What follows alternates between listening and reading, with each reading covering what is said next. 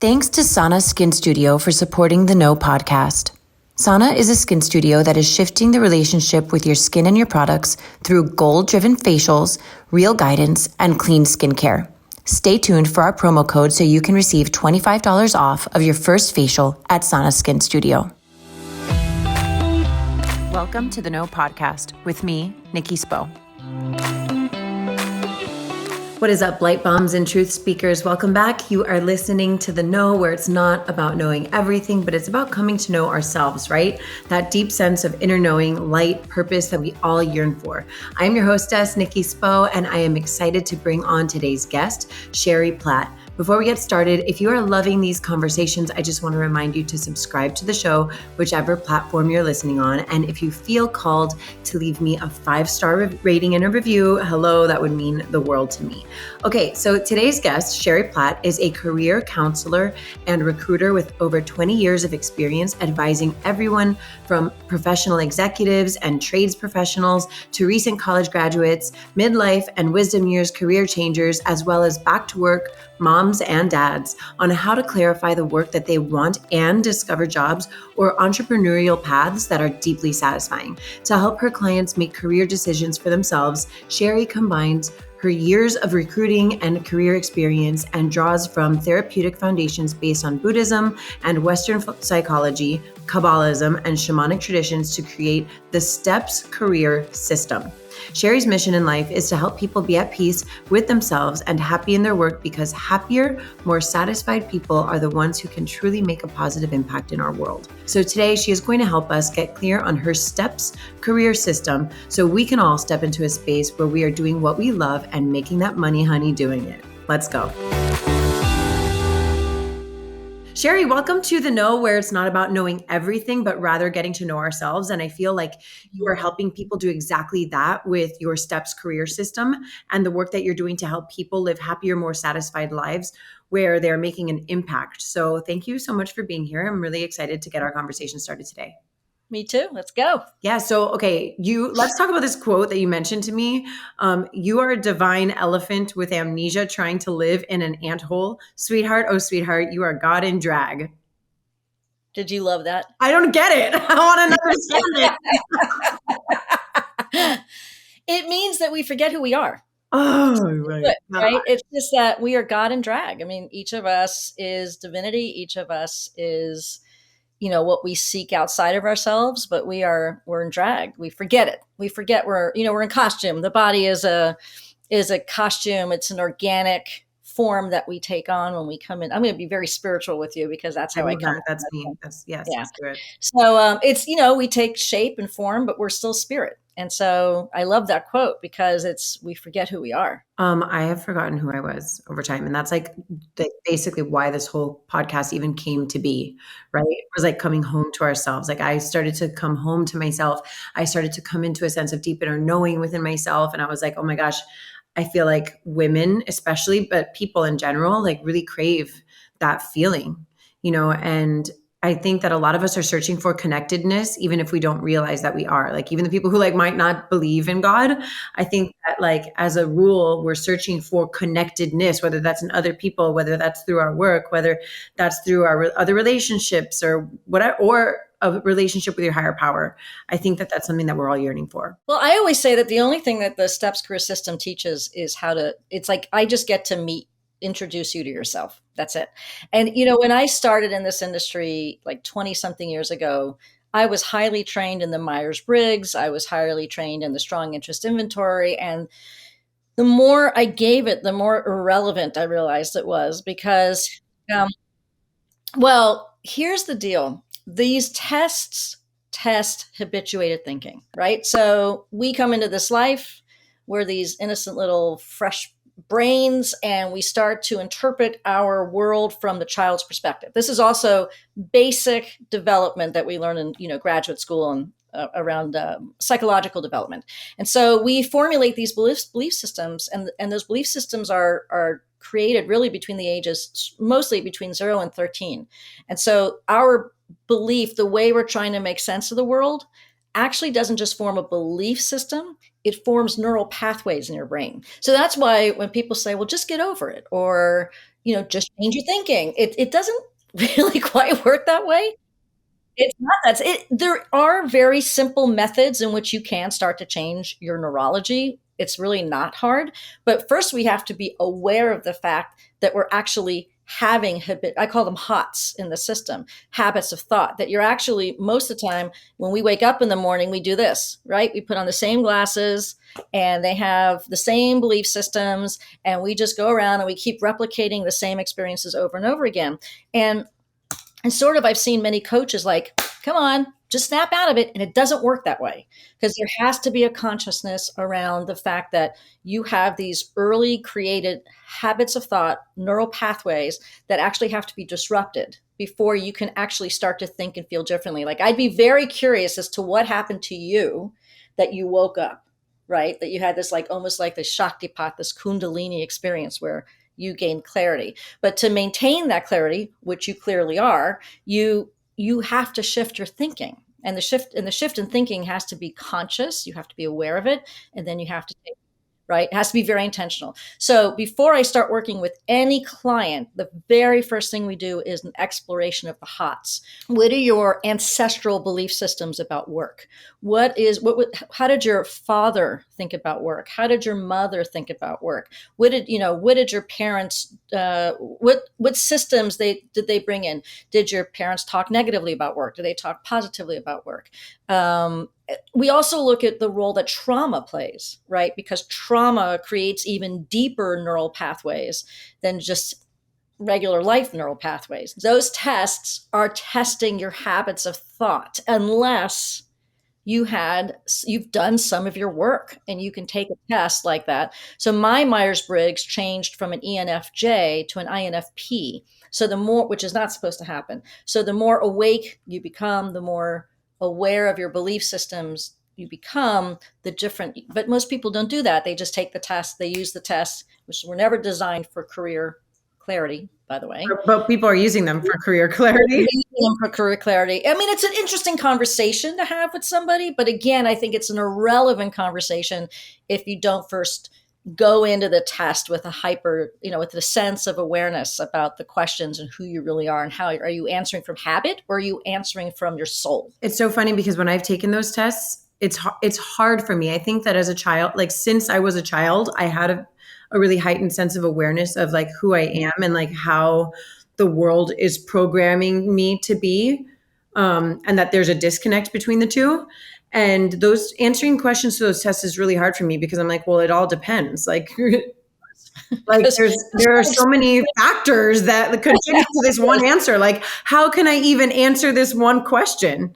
Like, I could give you a gut punch of like my conditioning, but like there are so many variables that go into answering one question that it's like hard for me to take the test.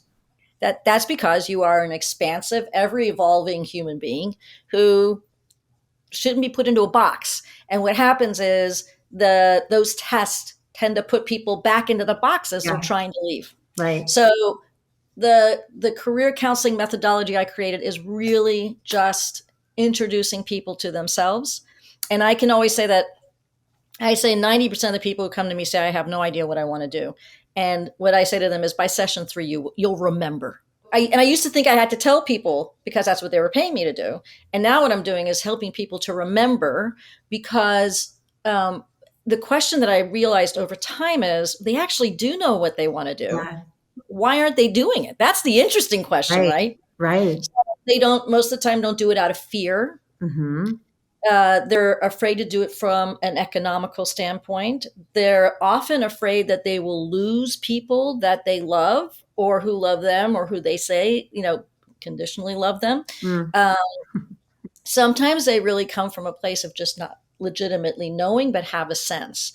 And so I feel like my job is just to clear the pathway and to really challenge their thoughts and their belief systems, and then to gradually pull out the answer that, it almost always happens. It's like, well, what I really want to do is this, but I'm like, whoa, okay, there it is. Wait, don't put a but yet. Let's hang out with it for a second and let's explore. And I think one of the most heartbreaking reasons for me that I see people not move forward is because this was a quote. It was, let's see if I can get it right.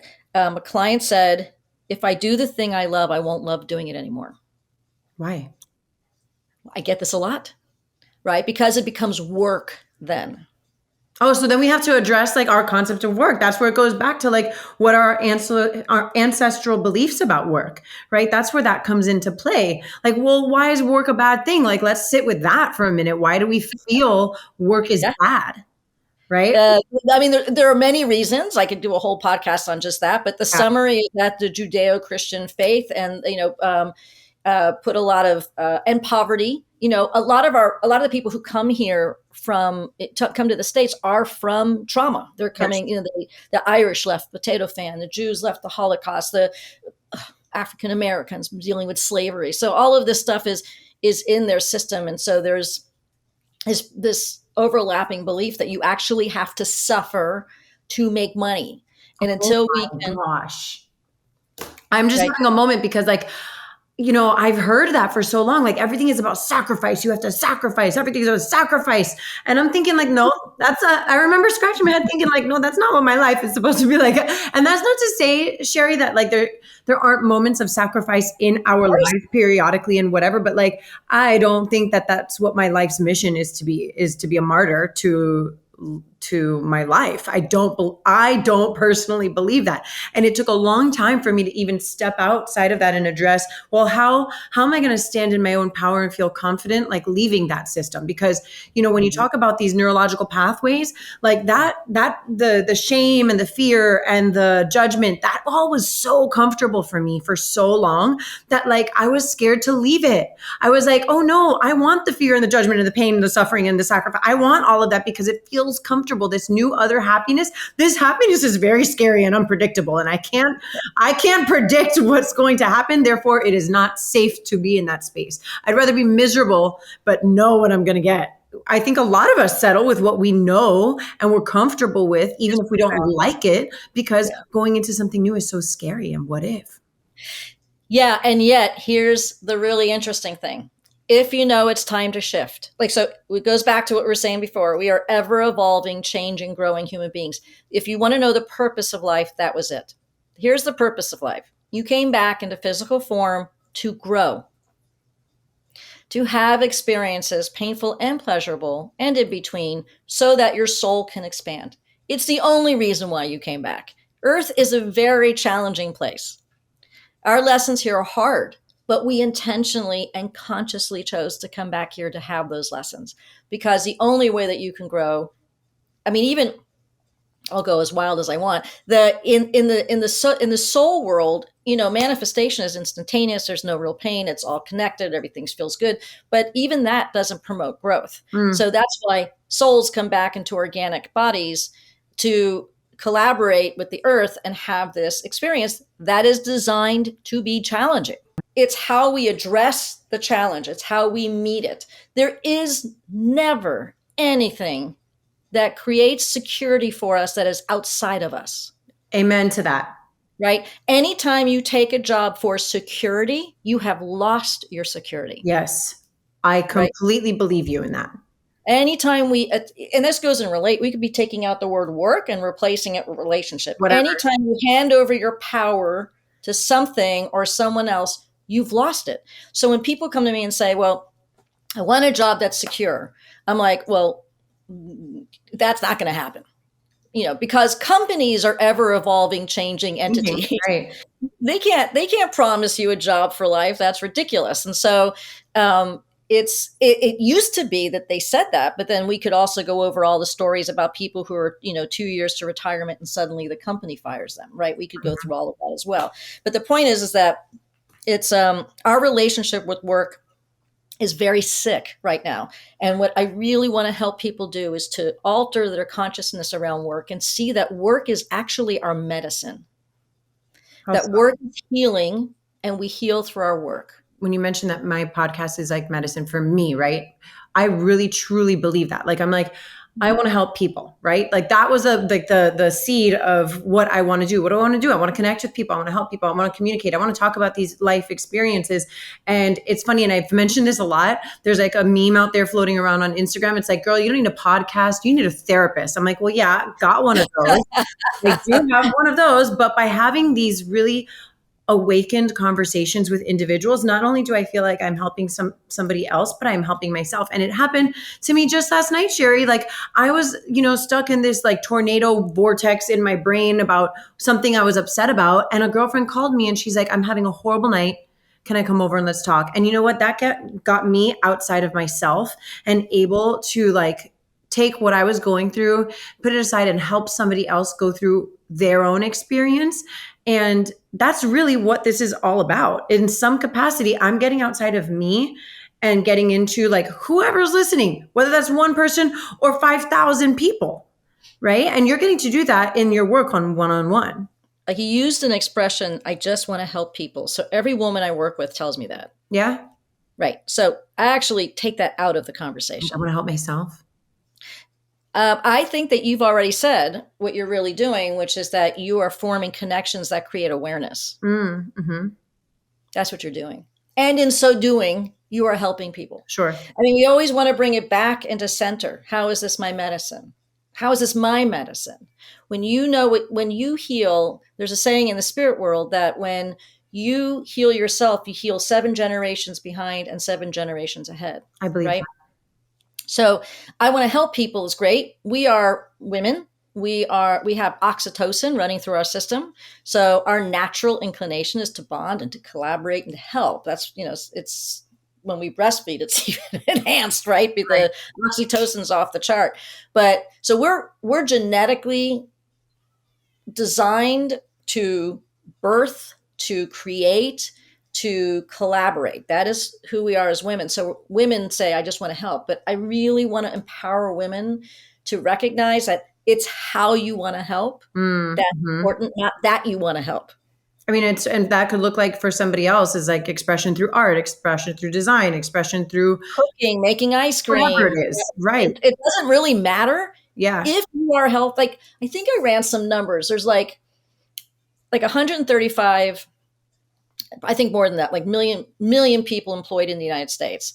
And then I broke down the numbers. Don't even ask me how I got there, but I did some math, which I really suck at normally. But it came out that there's approximately 92 million people who don't like their jobs. Yeah. So imagine 92 million energetic beings, right. Going against the flow. Going against the flow sucks. Right? So they're exhausted and Yes. they're angry and they're bitter and they don't know how to get out and they feel trapped.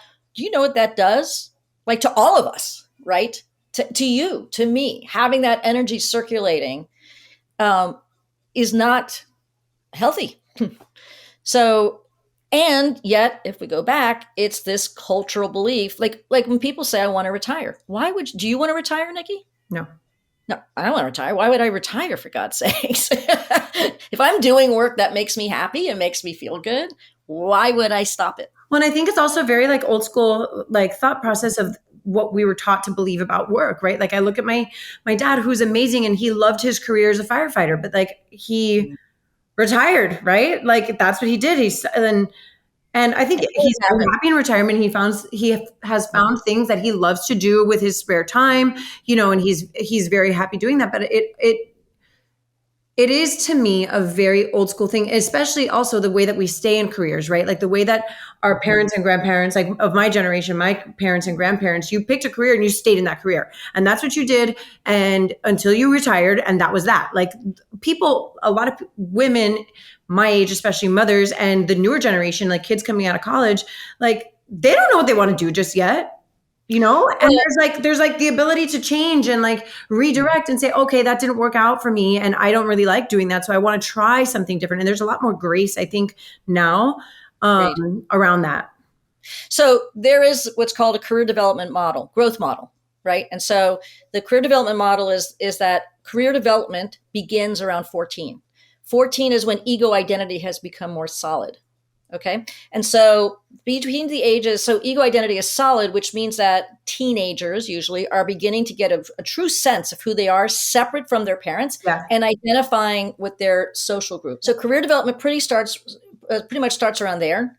We'll talk about what can stop that from happening. And then between the ages of 14 and 30 should only be exploration.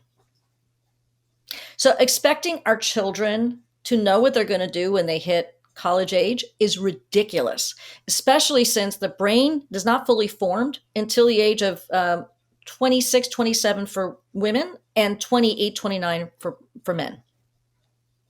So the frontal lobal cortex hasn't even fully formed, and we're expecting them to make lifelong decisions, Right. which would actually inhibit the growth of the cortex, the frontal lobe. So you really want to allow, like, I don't think every kid should go to college. And I think what's going to be happening with our economy, it'll become even more relevant.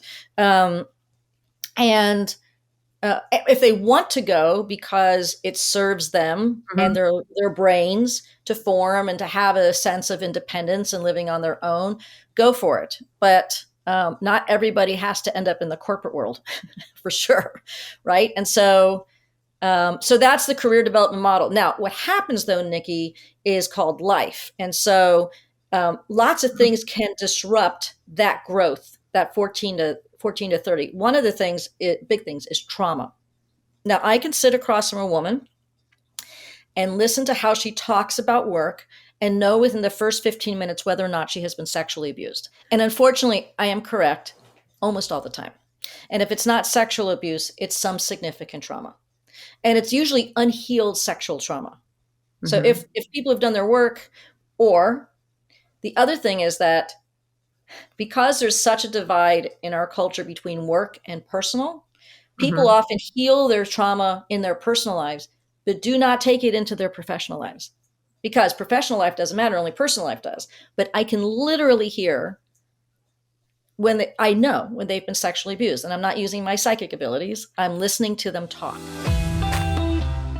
This conversation is so good, but before we keep going, I want to take a minute to thank our sponsors, Sana Skin Studio. The best way for me to describe Sana is that it feels like coming home. Unlike traditional facials, Sana's facials are rooted in education, and I love this so much. Every experience I've had at Sana has been a chance to learn more about my skin and its needs. I love that the facials are effective while also being accessible enough to be a monthly ritual rather than a yearly splurge. I'm honored to be able to provide our audience with a promo code.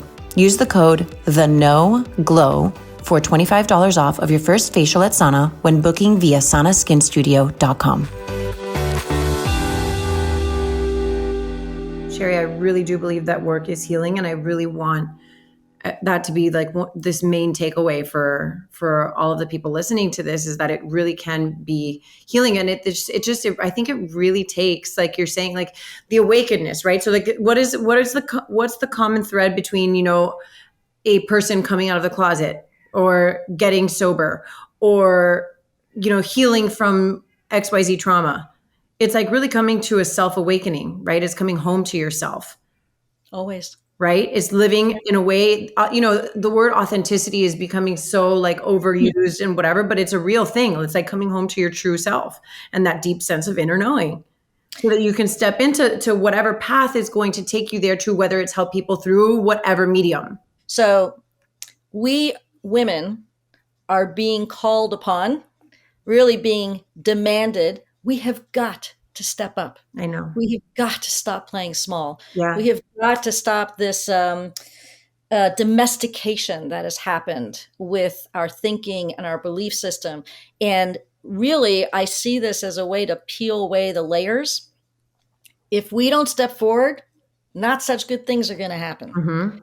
I live not only I have a very strong circle of highly successful women who are also psychics and trans mediums. We all see it. We need women to wake up.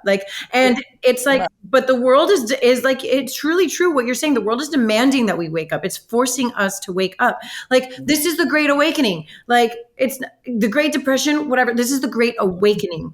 And I really do believe that for women across the board. It gives me chills because I've seen it, Sherry. And my sphere is not global, but I've seen it in my community, just women waking the F up to who they are. We have to. I mean, the earth is demanding it, right? And it has to be us. I mean, there are lots of men are connecting to their feminine energy, and it's very powerful. I have 2 sons. I don't know if they're doing that, but they're pretty bright and they're very awake and aware. And I think a lot of this generation is, thank God, right? Right. But it has to, like, we have we have got to let go of the trauma and not even let it go. I'm not sure we ever let go of trauma, but we have to heal it. And then we have to use it as the launching point. Yeah. It has to be like, okay, like it's when your wound becomes your warrior. I was living in the box and I had to open the lid, and opening the lid was so scary, Sherry. Like, it was just so scary. And, and like, now that I think I'm living outside of my own personal box, like, it's still scary and it's still hard. And there's still like stuff that comes up that I'm like, how am I going to deal with this? And like the neurological pathways that like want me to react in an old pattern type of way that I have to really, really sit with. And the reason why, like, I always share these personal anecdotes is because I know for a fact that, like, by sharing these things, like, I have the ability to awake that feeling, because the experiences look differently, but the feelings are really the same. Yeah, Nikki, you need to be held. We need each other. It's the reason why children are so terrified of not following the rules is because they're sincerely afraid that if they don't follow the rules, they will be left out in the cold to die. Right. Right. So Right. this is us. This is our animal side, and so we will do anything, say anything, act in any way that we can to stay safe. Mm-hmm. So to come out of this box is a big freaking deal. Yeah. Power to. But I do think it's very powerful when you step out of the box and you've got other women, honestly, who are like, "I got you, Nikki. Come on, give me your hand." That's the thing. The community. The part of this whole thing is like the community. Like, we need the other women to be like, yes, like, I got your back. Yes, you better step out of your box. Yes, I got you. I'm going to hold you when shit hits the fan outside of the box, and I'm going to be here cheering you on when you're killing the game outside of the box. And learning how to do it in a non-judgmental, accepting way, Yeah. right? Because the nature of a woman is to be collaborative. The nature of a woman is to extend the hands. It's been the domestication, and mostly of extreme male domestication, that has caused us to pull back. I didn't get here to my position without the entry point. So what was your entry point? I can't, my entry point, I think, was my start with dancing. Like, that was like my entry point to like the ethereal of my life. That's beautiful. It was the entry point to creation, like, and not knowing that I wasn't going to make a career out of dancing, or a career out of art, or a career out of any of those things that I was pursuing, but like taking all of those experiences in my life and trying to create a space in the way, like you are, very similarly, like, where I can use all of my life experiences and the things that I really, really love to do, and have that be the conduit, like the whatever is, like, however I transmit my energy into a world in which I can help people through my craft, or what it is that I'm passionate about. Like, but I do think that there has to be an entry point for people. It would be a disservice to so many people if you were to take away the word work or career, because they're coming to you looking for something that they think that they know that they're looking for. And you're here to say, actually, like, let's take this a little bit deeper. Well, it's a very, the process I co-created was refined when I ran a career center at the business graduate school in California. So I took the same methodology, but I started using with MBAs and accountants and finance people. And so, I think that it's just very simple. Ask yourself these 6 questions. Now, what is the experience you want to have? So I was going to say to you, when you dance, do you still dance? On occasion. So when you do dance, or when you did dance, what was the experience you had? High as a kite. Like, it was just magic. When you say you're high, what does that mean? Oh my gosh, connection to source. Right. Because I understand source. Mm-hmm. So it's interesting to me that you're not dancing now. Also, we use labels, right? We put our energy and we put them into these little containers called jobs, and then we give it a label. And so you call it dancing, right? And you put it into this little container. But the truth is that if I were to take it out of the container and do this, we'd probably see that it has to do with you being kinesthetic, you being using your body, being somatic, Like we would actually begin to see it in its larger context. And then we'd open up the playing field for you, and you'd see all these different things that you could actually do that would give you the experience you want to have. And for you, because there are people who come in who are more kinesthetically focused, it's probably through the body. Removing yourself from the container called a job. In Gaelic, the word, I hope this is true. I remember reading this, that job in Gaelic is gap, which means mouthful. I mean, it's just designed to be small so that you can go, feed yourself, and that's pretty much it. Wow. But we think that jobs are going to hold us, and jobs break apart all the time. And so your dancing has a much larger process, has a much bigger energy, right? So that yoga, running, we could probably have a whole session on this, but that's the experience that experience is what you want to replicate in your work as well. And if being ecstatic and connected is important to you, it's not important to everybody, but if that's the experience you want to have, that has to be in there. Then we look at parameters. So what are the practicalities of your life? Well, you have children too? Mm-hmm. I have 3 children. How old? 3. Yeah. How old? 6 months old, 3 years, and 5 years. Okay. So that's a big parameter right now, right? Mm-hmm. And so it may be that you can only give like an hour a week dedicated to something that's work oriented, or 3, whatever. I don't, it's just that will change as they grow older. You will get more of your life back over time. And then we look at the skills inventory. Now, this is a fascinating exercise because I could not think of anything more mundane than a skills inventory. I went ahead and I looked at card sorts created by an associate, which was solid, but didn't have enough career options. There's tests online that everybody asks me about. Those skills test for soft skills, not for hard skills. So soft skills are anything that we're born with, mm-hmm. like a good personality, the able to multitask, etc. Hard skills are anything that you've learned or can teach. And none of the skills inventories look at that. Right. So I created a very simple process called a skills inventory that makes people cry all the time. Why? It is heartbreaking because people, and I don't care if I'm sitting across from a doctor, a lawyer, a plumber, a full-time mom, people don't believe that they have worth. And then we look at things people do that are also unpaid. Like if you are I don't know if you get paid for the podcast, it doesn't really matter, but this is a skill. So even if you don't get paid running a podcast, if you are an avid gardener and you understand plants, and that's a skill. That's a hard skill because you can teach it. You've learned it. Here's why this is so important. The world of work is changing. The gig economy is exploding, and it has been for the past 5 to 10 years. Freelance. The world of work, as we currently kind of sort of know it, will disappear. And you're going to have to be able to speak about yourself from a functional skill base. You have to be able to articulate not the job title, but the skills that you offer to people. I want people to relate from their functional skills. I want you to go to a party when people say, "What do you do?" For you to say, "I introduce to the world new ideas and concepts and processes that help them to grow." So those are basic, whatever, to like really tactical ways to go about this. But I think what your message is like so much deeper than it's just not surface level. Like it's not superficial. And I think people come for a superficial like answer because by nature we want to find the solution and find it fast. We want to stop our pain. Right. We want to make it stop. Right. I want this pain. I don't fantasize about alcohol anymore. Like I don't crave, thank God, I don't crave like having a glass of wine or a beer or whatever.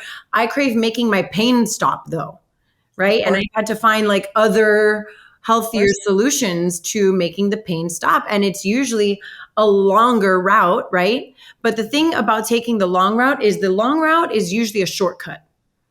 Right. Then because the shortcut actually puts you behind in so many other different ways. I love that. That's great. It turns out that the long route actually is your shortcut.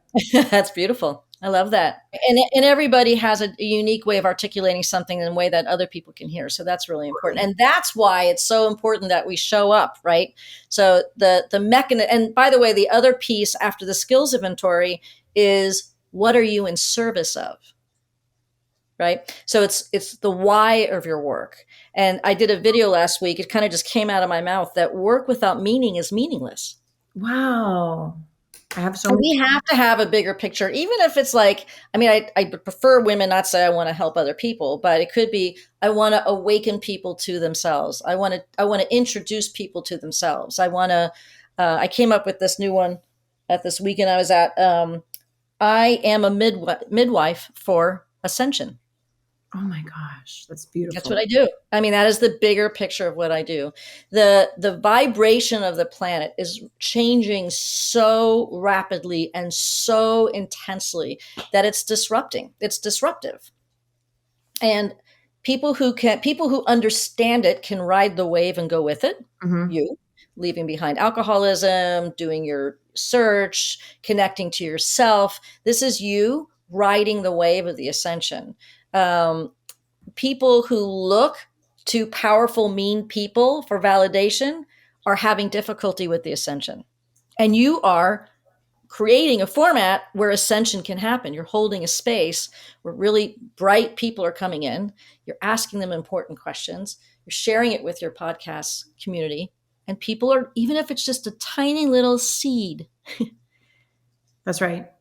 Yeah, that's what you're doing. You're part of it. You're riding the wave. You got clean. You got rid of the fog in your head.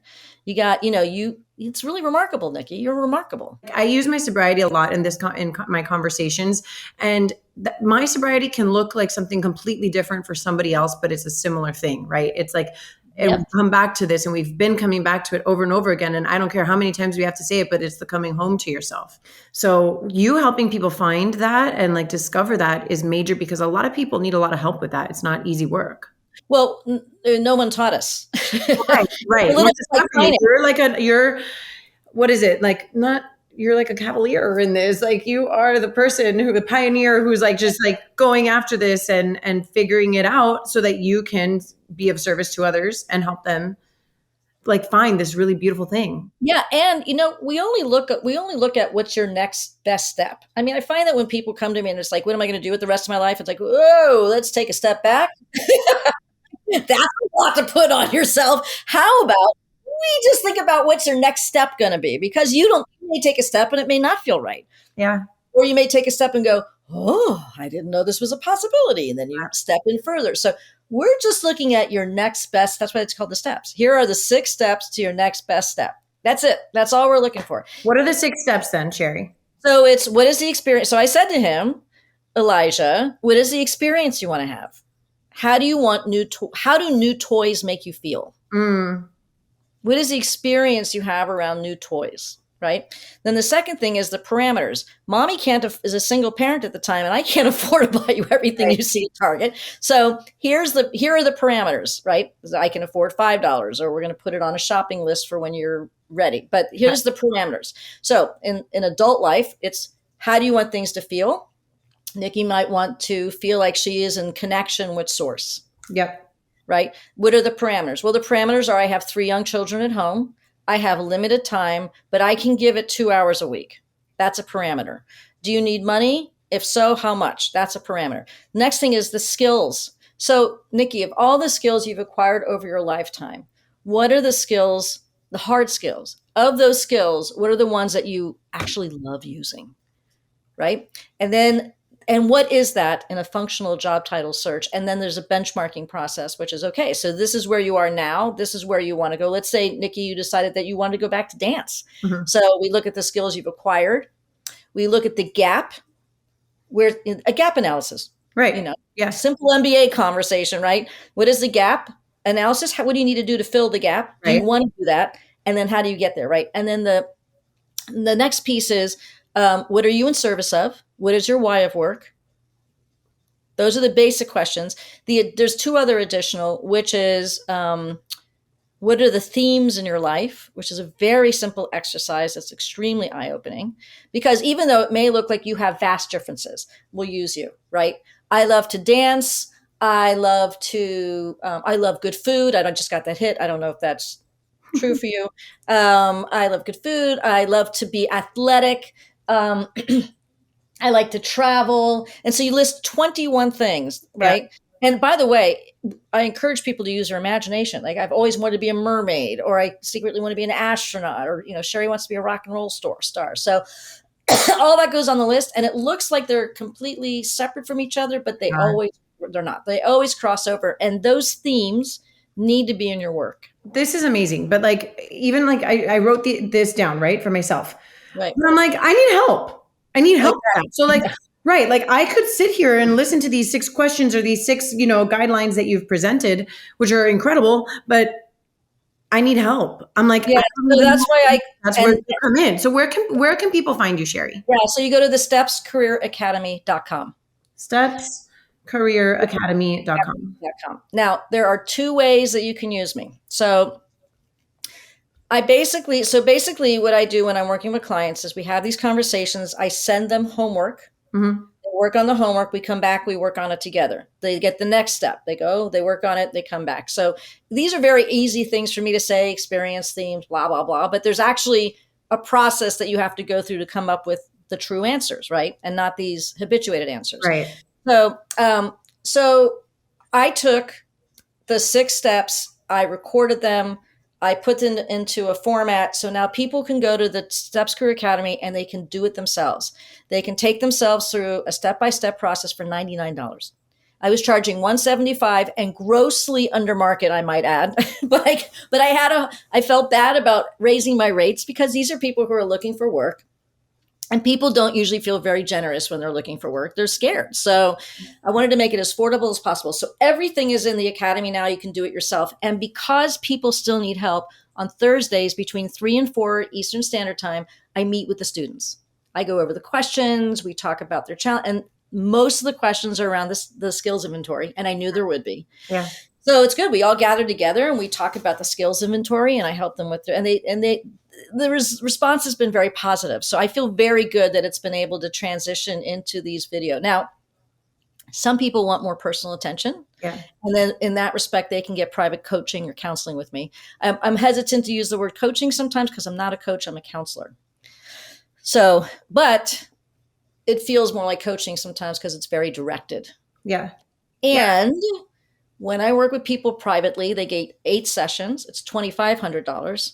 But we can work on their schedule, on their timetable. They get attention, one-on-one attention. If it's comfortable for them, we start off with an intuitive reading. I call them career voyant readings. Mm-hmm. I'm able to look at people in multiple dimensions. If they don't want it, they don't have to have it. It comes through anyways. But and we can address more issues in more personal terms, like trauma, Mm-hmm. sexual abuse, anything that disrupted the course of career development. And by the way, I refer out often because if it is untreated sexual trauma, I am not the person to be working with it. Yeah. Working with you.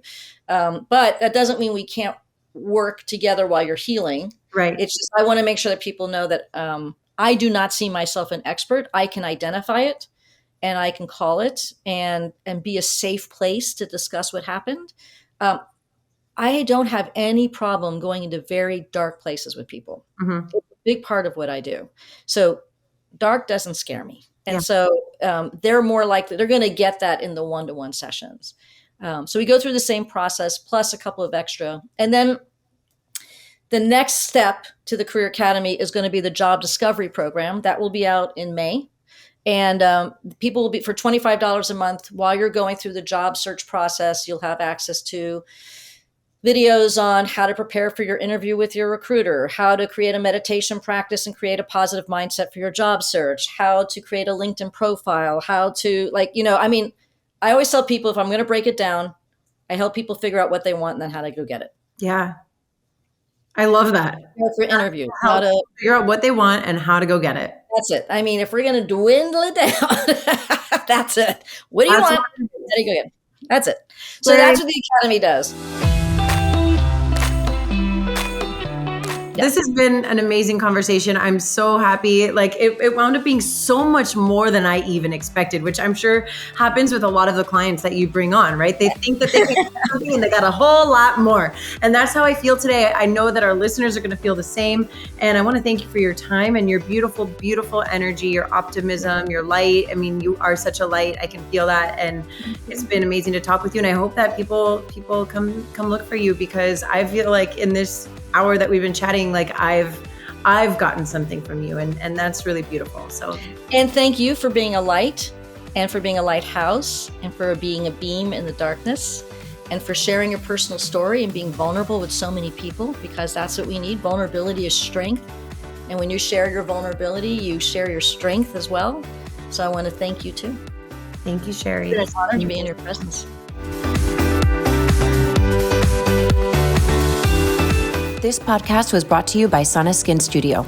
Be sure to use my code, TheNoGlow, for $25 off of your first facial at Sana when booking via sanaskinstudio.com. More than a skin studio, Sana is a movement towards healthier skin and self-love.